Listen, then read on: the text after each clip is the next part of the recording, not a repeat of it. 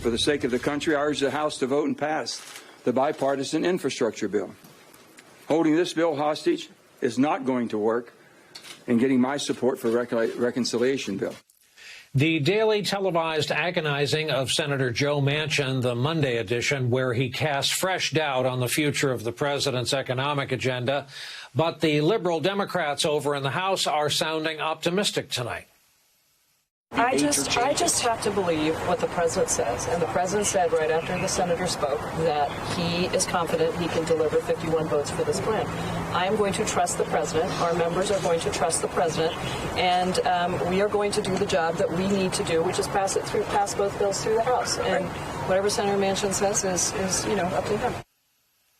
Luckily for us, our guests, Jason Johnson and Michael Steele, remain. Jason, I'm kind of surprised, knowing your love for Manchin, that you don't have more Manchin swag behind you there. But absent that, a question I have never asked you directly and forthrightly, what's his game, do you think? It's changed, Brian. My initial assumption is that a lot of his resistance is so that he could have sort of a John McCain moment, that he would be able to come forward and he would be the reason that Build Back Better, or he would be the reason that voting rights, or he would be the reason that some really key piece of legislation gets passed. Because he doesn't really have much of a political future in West Virginia. He doesn't have a national future. So I figured this was about prestige and legacy. But the way in which he has dragged things out, and his obstructionism and his sort of waffling back and forth, I don't really know what his game plan is. What I have seen now and what we see today is, if you look back to that memo that was sort of leaked, he's pretty much gotten on Build Back Better exactly what he told Chuck Schumer he would be happy with months ago. So he's got the bill that he wants, but he still seems to want the Progressive Caucus in the House to vote for infrastructure, even though they have no reason to trust him. And so that's what's strange. I don't understand why a politician with as much experience as Joe Manchin has seems to be this dense when it comes to national issues. I mean, when you claim I want a job requirement for paid leave, well, obviously you would have to have a job requirement for paid leave. He says things like that. But I don't think he has much of a plan, Brian. I think he's got a lot more in common with Kristen Sinema than people want to believe when it comes to not having a plan but liking the limelight. Michael Steele, he's, in my view, he's just a boy from West Virginia standing in front of a nation asking them to love him. Do you think he's still a net positive to the Democratic Party, or should they take the bull by the horns, make some news, and take him across the aisle to his buddy Mitch McConnell?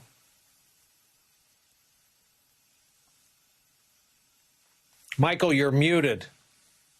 I was going to say, Brian, I love you, man. You get me. You just get me in that right moment.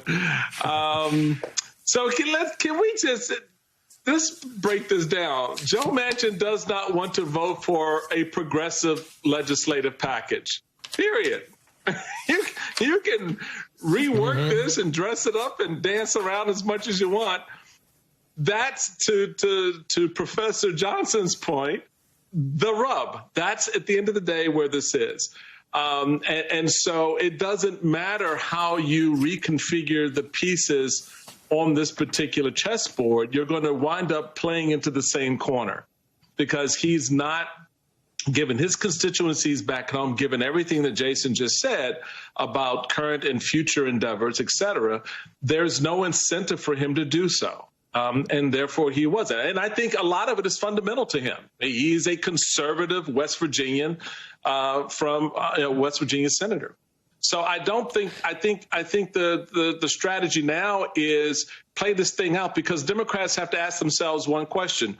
What do you plan to do come this Wednesday morning and you've lost the state of Virginia?